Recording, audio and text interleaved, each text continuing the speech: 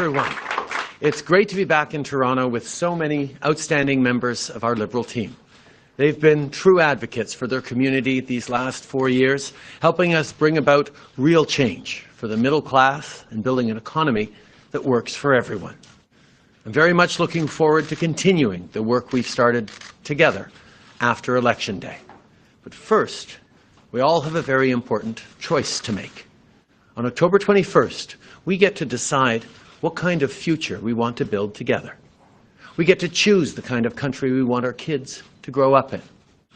En 2015, les Canadiens en avaient assez du gouvernement. Canadians were fed up of Stephen Harper's government, who thought that austerity and cuts, well, that was the answer to everything. And obviously, the Conservative policies didn't work. If you look at economic growth, job creation, increase in salaries, none of that was moving. 4 years ago, Canadians chose a new team with a new approach. A team with a clear vision of the kind of Canada they wanted to build. A Canada that is fairer, safer, and more prosperous for all Canadians. 4 years later, we still have a lot of work to do. But we've moved forward from the policies of the Harper years, and we've got the record to prove it. Poverty is way down. Unemployment is at historic lows. And job creation is way up. And it's because our team rejected conservative cuts and austerity. Because we chose to put people first. We stopped sending child benefit checks to millionaires so we could send more to the single parent working 2 jobs and to the family of 5 that still has trouble making ends meet at the end of the month. On a mis plus d'argent dans les poches des Canadiens. So we put more money in the pockets of Canadians by reducing taxes for the middle class and by increasing for the 1% the richest in society. And we really made unprecedented investments in infrastructure, in transit, in affordable housing, and also in climate-resistant infrastructure. Well, because these investments, well, they make a real difference to people's lives. And this fall, people will have an opportunity once again for the kind of Canada in which they want to live. You know, I've been on the campaign trail for a little over a week now, and I've been to every province. Everywhere I go, I talk about the progress we've made, the solutions we've built, and the people we've helped. I talked about the change we delivered, real change.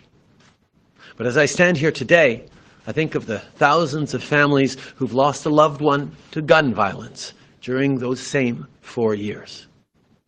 On the issue of guns, one thing I can say is that not enough has changed. Don't get me wrong, we did take meaningful steps to address gun violence. Stephen Harper made it easier to purchase and transfer a weapon. We reversed that. We started requiring firearm retailers to conduct more extensive background checks, something the Conservative leader plans to scrap if he's elected. But as long as Canadians are losing their loved ones to gun violence, not enough has changed. Not for the teenager who was murdered in Mississauga on Sunday. Not for the man who was shot in Calgary on Monday. Not for the parent who buried their child. Not for the little brother or sister who's been left behind. In 2017, there were 2,500 more victims of gun violence in Canada than in 2013. 2,500. The Conservative leader looks at those numbers and still thinks it should be easier for people to buy a gun. He has vowed to gut Canada's gun control law. He wants to loosen restrictions on assault weapons.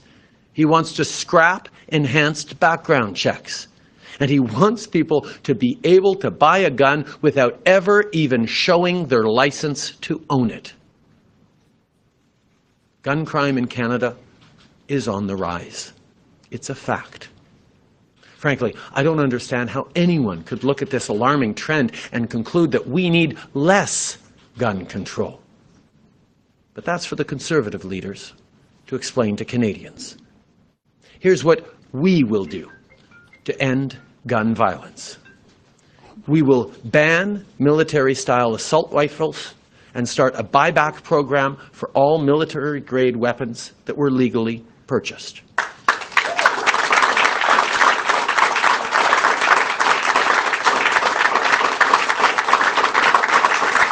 And we will work with the provinces and territories to enable municipalities to restrict handguns.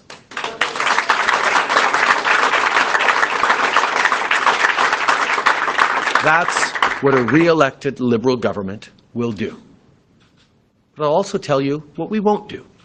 We will not bring back the long gun registry, and we will continue to respect Canadian farmers and hunters. But we know you do not need a military-grade assault weapon, one designed to kill the largest number of people in the shortest amount of time, to take down a deer. Un gouvernement libéral réélu va aussi prendre The re-elected Liberal government will also take steps in order to address violence, gender-based violence, and also family violence. And we'll work with the provinces and the territories to adopt legislation to temporarily suspend firearms weapons of anyone who poses a danger to him or herself or to their friends or neighbours. And also, we will demand that those people who import ammunition should in fact have a firearms license which has been validated. And we're going to tighten up legislation on the storage of weapons in order to ensure that legally obtained weapons will not be in the hands of criminals.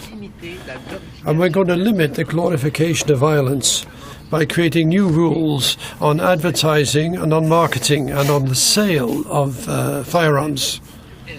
Gun violence in Canada, and that's what a re-elected Liberal government will strive to do.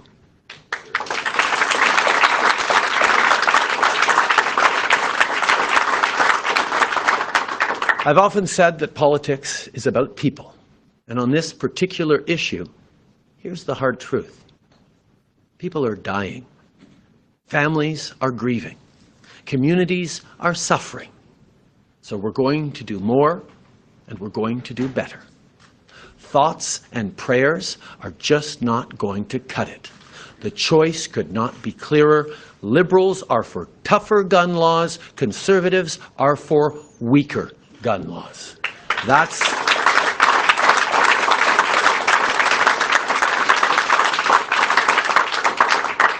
the difference between forward and backwards. That's what choosing forward means. Merci beaucoup tout le monde.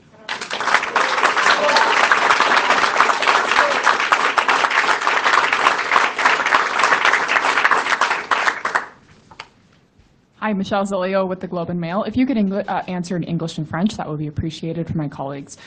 The vast majority of handguns used in crimes in Toronto come from outside the city. In fact, the Danforth handgun came from Saskatchewan.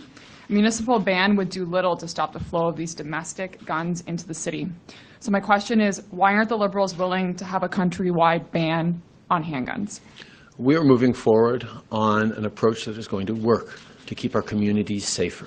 We know that banning military-style assault weapons is an important step in keeping Canadians safe, and strengthening the safe storage laws for legal handgun owners is going to be extremely important as well to prevent legally purchased firearms and handguns from ending up in criminal hands. But we've also heard very clearly from a number of cities like Toronto and others who've said that they want more tools to restrict handguns within their municipalities. And that's why we are going to work with them and work with provinces and territories to give them the power to do just that. Nous reconnaissons qu'on a besoin. Well, we fully acknowledge that we need to protect Canadians and our communities from firearm violence. And that's why we make this announcement today, to ban assault weapons and enable municipalities to limit handguns. We know that these steps that we are taking will strengthen security and stop legally bought weapons being used by criminals. But we've also heard from a number of cities, such as Toronto and Montreal, that they want to have more tools in order to limit handguns. And so we'll be working with them and also with the provinces and territories to give them the tools they need to do exactly that. If I can get you to answer in English and French as well. There are already strict limits on who can own an AR-15 or a weapon like that. There are limits on the size of the magazine you can have for this weapon. So what's the justification for banning it outright? And on your buyback program, what happens if someone doesn't want to sell you their weapon? Are you not turning law-abiding gun owners into criminals?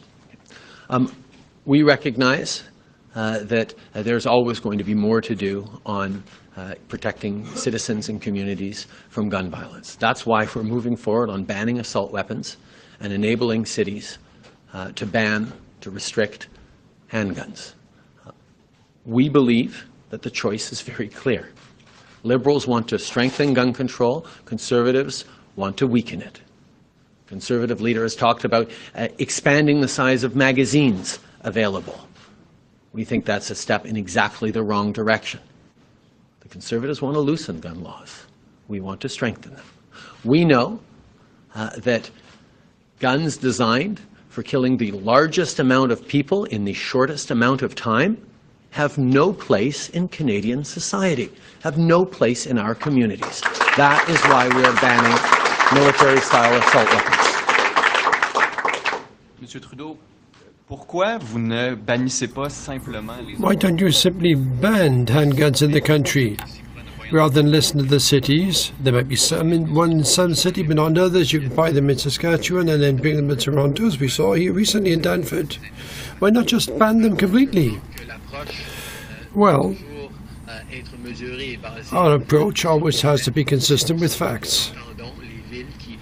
And that's why we're listening to the cities that want to limit and to ban handguns in their cities.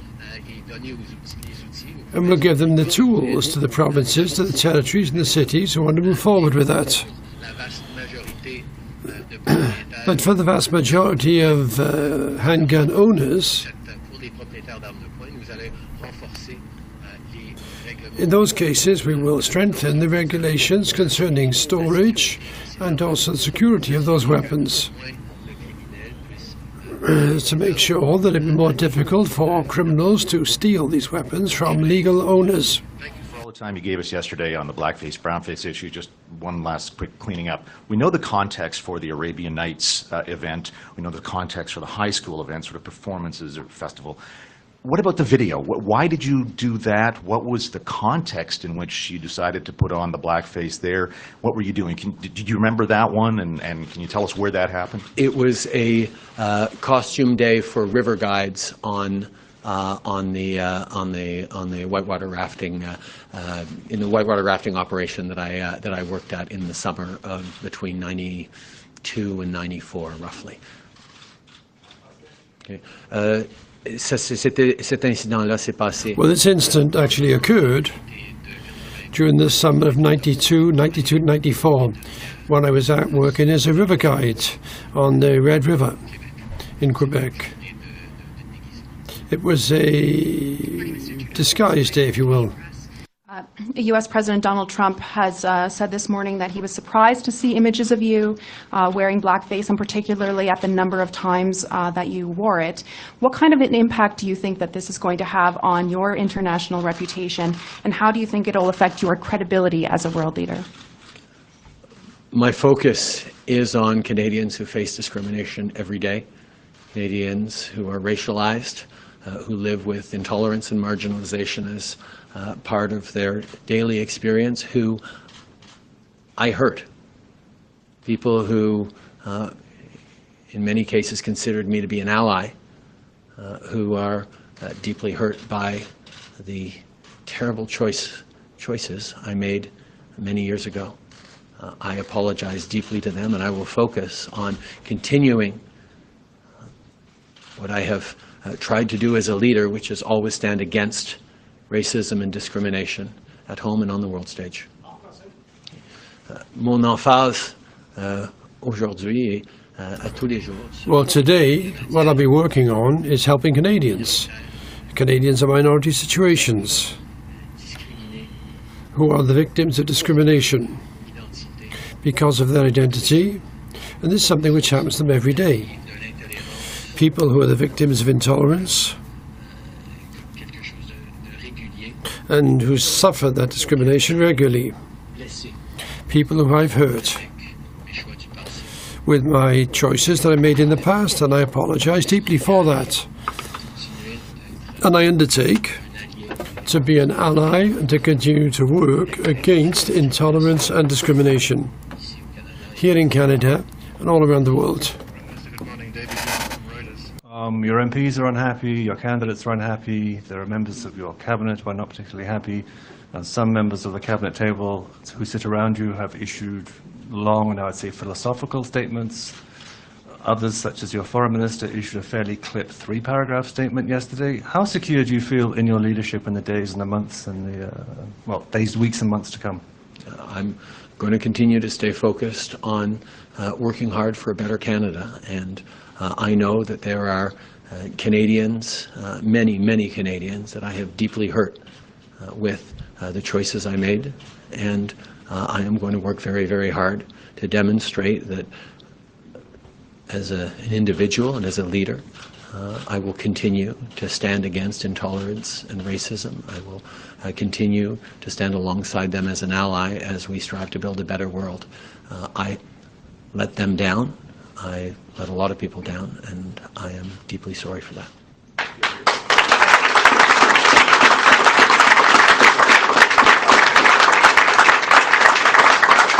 Glenn McGregor, CTV News. Mr. Trudeau, all over the world today, people are out on the streets demonstrating about climate change. Without going into a recap of what you've done so far, I'd like to know, if you are reelected, what new initiatives, what new things would you do to reduce emissions? I want to begin by celebrating those young people who are taking to the streets around the world to highlight that this is their future, this is our future we are talking about, and we need to continue to step up in the fight against climate change here at home, across Canada, and around the world. That's exactly what we're going to do. We will have a lot more to say in the coming days and weeks, but you can rest assured that we will continue in our ambition and our determination to fight climate change and support Canadians through this change in our economy, in our world, as we protect our environment and create a better future for our kids and grandkids. Je veux célébrer aujourd'hui. Well, today I want to celebrate those young people who are showing such leadership, those young people who show that they actually want to act, that they want to continue to combat climate change here in Canada and all around the world. There will be ambitious announcements made to continue our work to combat climate change.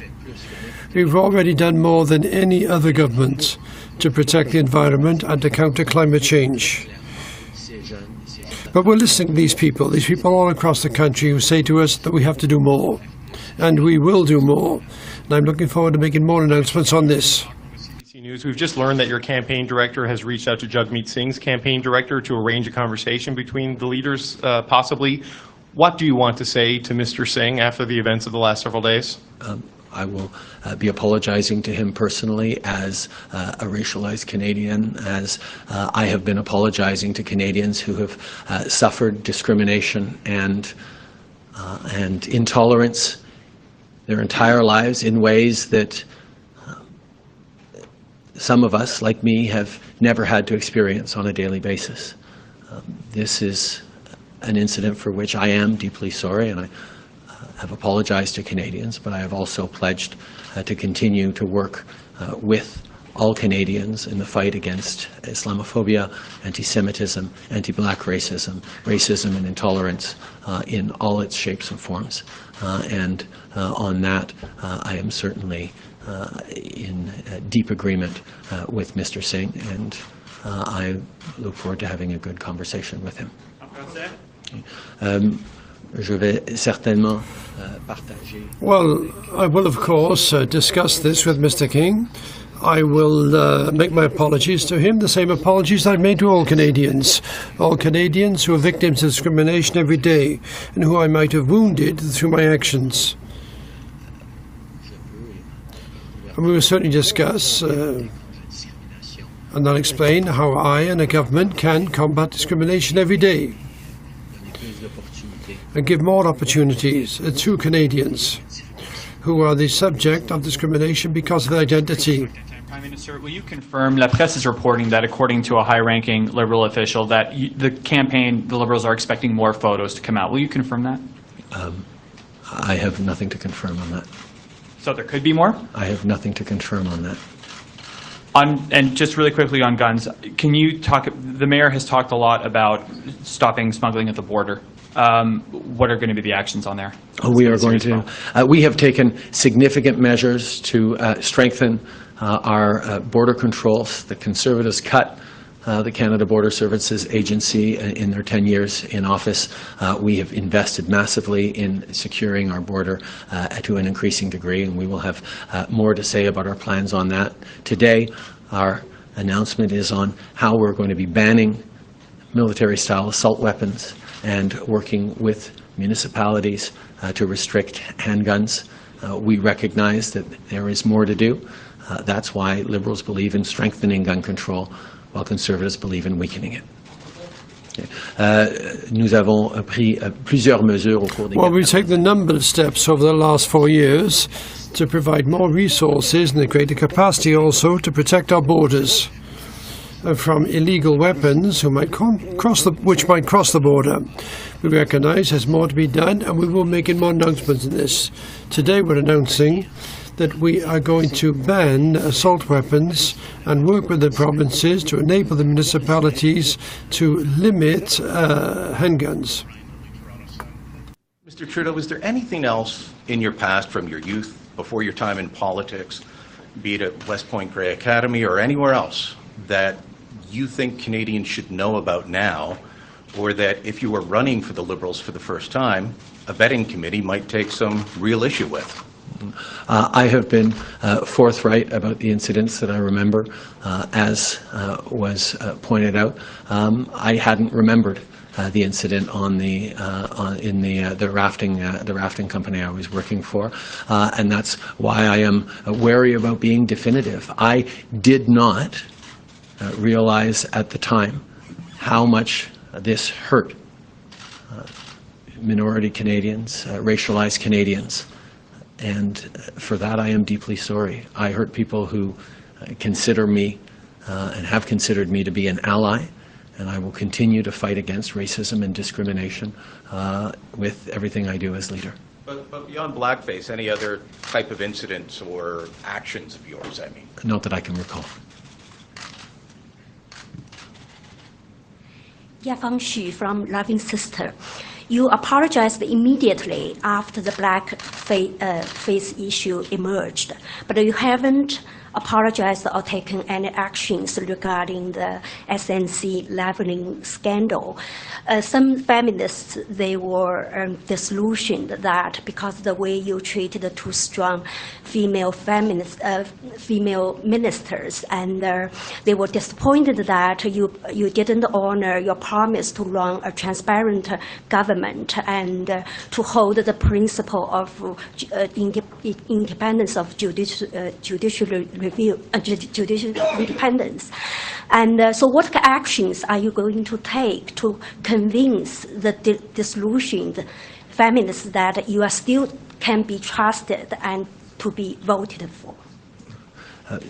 First of all, I recognize that one of the fundamental jobs of any Prime Minister is to stand up for the public interest and to stand up for Canadian jobs. And that's exactly what I did. And that what I will always do is stand up for Canadians and their jobs and their pensions and their communities. I will do that in a way that will and always has respected the independent judicial processes that are core to our institutions and our democracy. That is why I asked the Honourable Anne McClellan to gather recommendations by a broad range of experts, consult with just about every living former Attorney General in this country, to make recommendations so that no future government is in the situation that we were in. We will continue to stand up for Canadian jobs. We will continue to respect the independence of our judiciary, and future governments will have better tools to be able to do that. Mr. Trudeau, were you ever a member of any fraternity while in college that discriminated and campaigned against immigration? And secondly, I couldn't see any member of the cabinet, racialized community behind you. Is this a schism in the political campaign as we are witnessing it today? First of all, I was never a member of any fraternity in my university years or organizations that discriminated against people. My primary involvement in clubs in university was both the McGill Debating Union and the McGill Students, the Sexual Assault Center of the McGill Student Society, where I fought against and stood against the kind of challenges that far too many women were facing around sexual assault and still continue to face. In regards to the people here today, there are many great candidates from all sorts of different backgrounds. Mary Ng is here. And yes, Mary Ng is here. We have a great team of diverse Canadians who stepped forward to serve Canada, including in our cabinet, and we're going to continue to make sure that we have a government and a party that looks like Canada.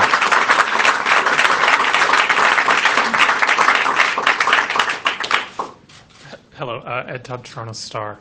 Premier Doug Ford of Ontario has said that he would oppose a handgun ban, a ban on handgun sales in the city of Toronto. How would the Liberals ensure that if the city, as it has said it wants to do, wants the right to impose a handgun ban in the city of Toronto, that it can follow through with the province opposing? We are going to be working with municipalities across the country on giving them the ability to restrict handguns within their city limits. We recognize that there are many conservatives out there who think we should be weakening gun control. I disagree. Liberals think we need to strengthen gun control, and we need to listen to municipal leaders like John Tory, Valérie Plante, and others who've been very clear that they need to keep their citizens safe by further limiting handguns in their cities. And we will work with them and with the provinces to give them something that not just municipal leaders, but many, many Canadians are asking for. Okay. Well, we recognize that there are conservative politicians who want to weaken gun control. But the Liberals, well, we want to strengthen gun control. And we've heard the leaders of big and small cities alike, like Valérie Plante and John Tory. We've listened to them, and they've said they want more tools to restrict handguns in their municipalities, in their cities, and we're committing to work with them and to work with the provinces and the territories as well to deal with the need to keep our communities safer. We'll kick off the necessary conversations to do that. You an opportunity to respond to some comments made in an interview that I conducted with the co-founder of Black Lives Matter Toronto. In regards to the photos and video, they say that they were outraged but not surprised, given your track record on policy relating to race, that the apology was filled with empty words, and that the apology doesn't matter. What matters most is how you will fix race relations. I'd like you to respond to that. Obviously, I deeply hurt racialized Canadians, and I am deeply sorry for that. I understand the anger and the frustration of people who every day face discrimination, face anti-black racism, face systemic bias, face unconscious bias and systemic discrimination. These are things that our government has taken significant steps, not just to stand against, but to actually act on. Whether it was recognizing the UN Decade of People of African Descent and investing $25 million over the coming years so that community organizations in the Black community can have the financing and funding to continue to help members of their community, whether it's moving forward on a national anti-racism strategy that includes anti-Black racism, Islamophobia, anti-Semitism, and other forms of discrimination and intolerance. We have moved forward in many different ways of trying to demonstrate a government that will consistently and unequivocally stand up to defend people's rights, to defend people against intolerance and discrimination. But I recognize there is much, much more to do. And I recognize that on a personal level, I deeply hurt and disappointed many people who considered me to be an ally, and for that, I am deeply sorry. Merci tout le monde.